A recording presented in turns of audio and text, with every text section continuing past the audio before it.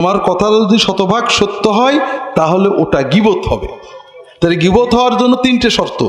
একটা হলো আপনি পিছনে বলবেন অনুপস্থিতিতে, আর একটা হলো যেটা বললে সে কষ্ট পায়, আর একটা হলো সত্য হতে হবে।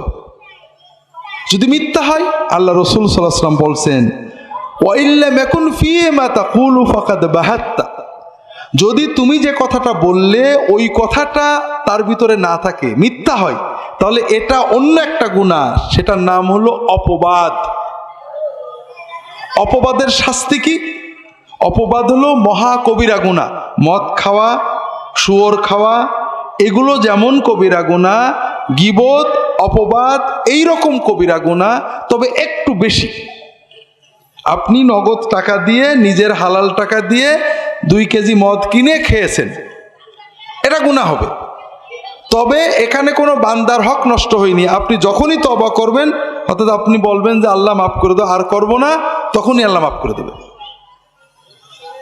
কিন্তু আপনি গীবত করেছেন, অপবাদ করেছেন, অথবা যে কোনোভাবে অন্য মানুষের হক নষ্ট করেছেন, আল্লাহর কাছে তওবা করেছেন, আল্লাহ আমি অন্যায় কাছে মাফ করো, আর করব না, এটাতে 16 আনা মাফ হবে না। ওই যার ক্ষতি করেছেন তার কাছে মাফ নেওয়া লাগবে। আর এজন্যই আল্লাহ রসুল সাল্লাল্লাহু আলাইহি ওয়াসাল্লাম বলছেন মান ক্বালা ফি মুমিনিন মা লাইসা ফীহি আসকানাহুল্লাহু রাদগাতাল খাবালি হাত্তা ইয়াতিয়া বিমাখরাজিম মিনহু। যদি কোনো মানুষ অন্য কোনো মুমিন ভাইয়ের ব্যাপারে এমন কথা বলে যেটা সত্য না,